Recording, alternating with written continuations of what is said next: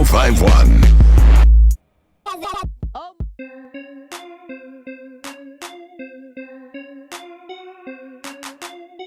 It's Power 1051, home of the Breakfast Club, Angie Martinez, and that hip-hop and R&B. It's your main man, EmEz. And it is Sunday, so you know it's a Sunday sit-down with EmEz. And I have a special guest in the building. He's already gone. Before the cameras are already on, he's already gone. Former Jet, currently CBS analyst, I believe. They never put that former Raven in there, man. You know what I'm saying? It's New York. We in New York. It's all good. I'll mess with you. Bart Scott's in the building, ladies and gentlemen. What's up, son? What's up? How's everything? Hey, Sunday fun day, man. Thanks for inviting me, man. I hear that. Thank you for coming. When you got 3 kids, you got to find any reason to get out the house, home.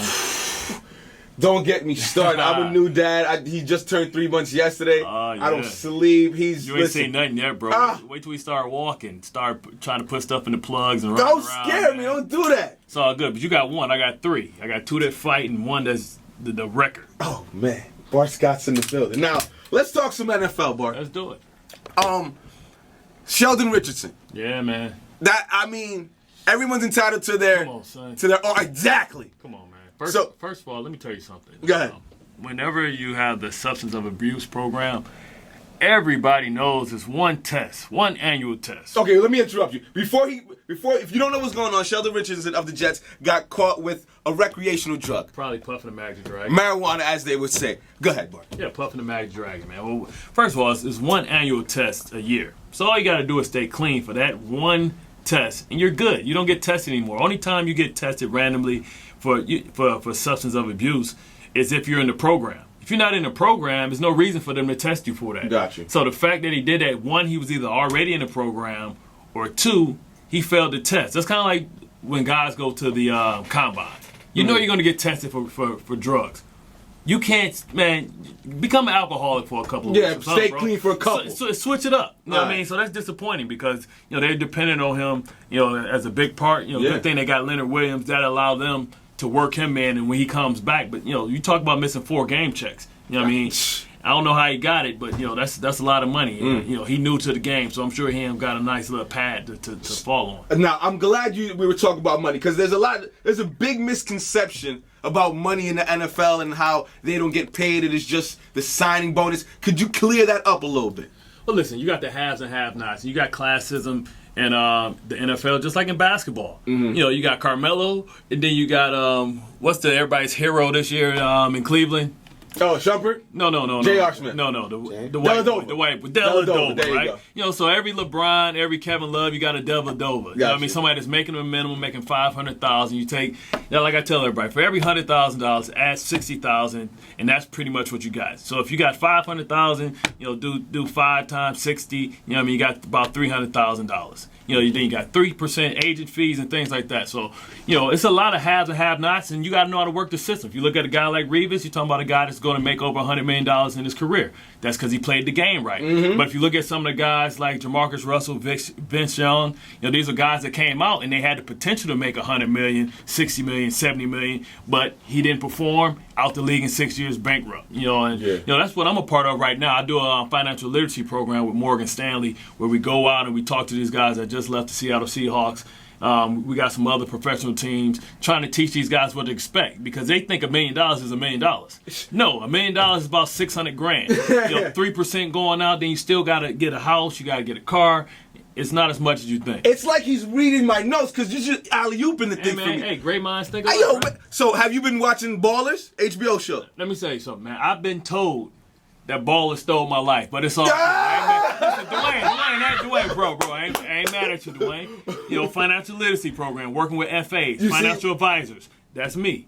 Former linebacker. That's me. You know what I'm saying? But I ain't mad at him. You know what I mean? But talk to him, boy. I've actually been approached about some programming coming up. So it could be something interesting coming out on the Bart Scott front. I know everybody thought I was some crazy linebacker. But I'm crazy as a fox. You know what I mean? So I'm working the system. I tell people all the time, anybody can do something great one time. The great ones do it twice. So I look at guys like Jay-Z, I look at guys like Ice-T, I look at guys like Ice Cube, Dr. Dre. And when I say that, anybody can be successful at one thing. But can you switch it up and can you diversify and be great at something else and get paid doing something else? Those are the guys who I look up to. And I'm working on my second, I'm working on my sequel or squeakle, whatever you want to call it. Michael Strahan's another guy that flipped the script. Got you. Yes, Bart Scott's in the building. It's Power 1051. So who you got winning the Super Bowl this year, Bart?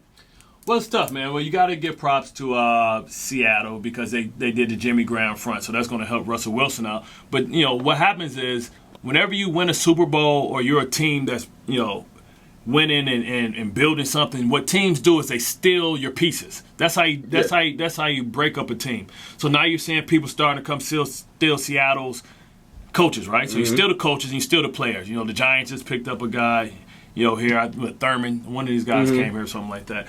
And when Russell Wilson gets this $100 million, it's all over after that. Because then now you can't retain your talent. Joe Flacco experienced it. Kaepernick experienced it. What happened with Kaepernick? They didn't win the championship.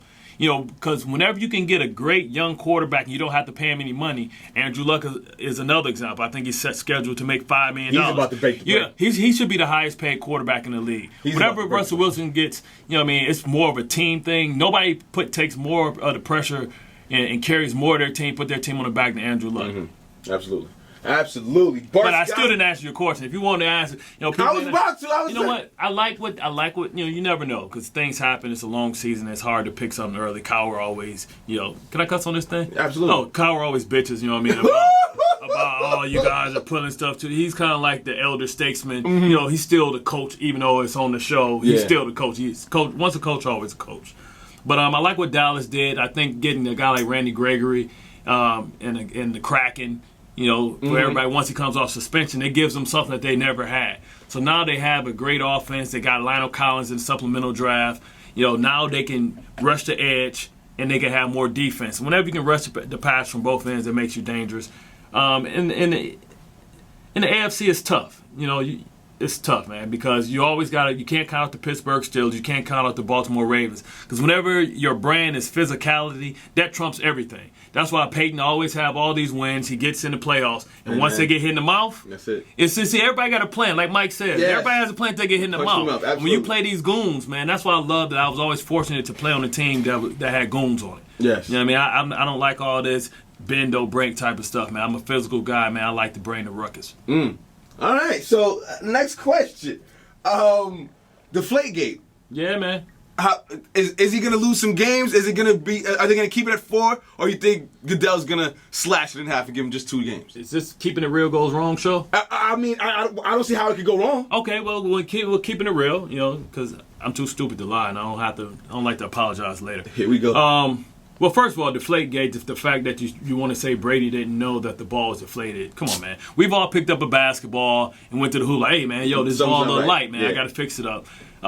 They had their fall guys. But with all that being said, all Brady had to say is, listen, I like my ball on the lower end of the levels that is the levels that are acceptable. It's cold outside. When things are cold, you lose tire pressure. We all know that.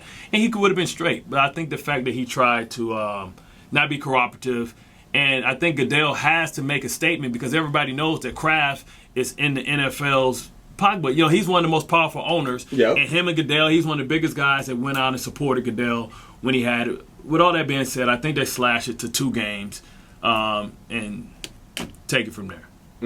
So Brady's getting off for 2 games. Bart Scott's in the building, CBS analyst. Yeah, man. So besides for The Rock taking your lifestyle and ballers, what else? Well, I don't want that to be the quote. Yo. It's very, very similar to what I've been doing. I'm a big fan. Like I said once again, anybody can do something great once. He's done it twice. People forget that he was a player at the University of Miami. Didn't pan out the football wise. Became a great wrestling star, sports entertainment, whatever you want to call it.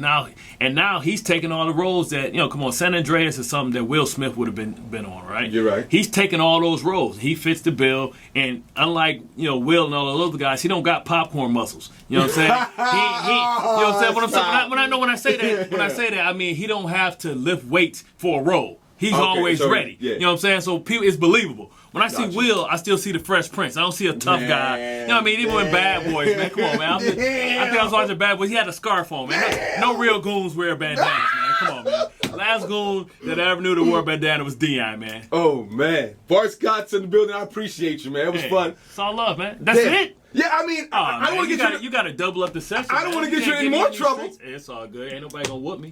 You know that's right. We got some weights in here. I might have to get some training sessions from the man Bart Scott's in the building. Hey, man. Thank you, man. My love, all love, bro. Absolutely. How they get in contact with you with the Instagram, the Twitters, and everything else like that? Well, I'm at the real Bart Scott, man. I'm not real live on the social media. I'm kind of a technical dinosaur when it comes to that stuff, but I'm working my way through it. They can hit me up on that. They can hit me up on Twitter, Madbacker. I think it's Madbacker57. I don't know. You figure it out. You tell them later. There you go. Bart Scott's in the building. It's Power 105 on your main man, EmEz. It's a Sunday sit down.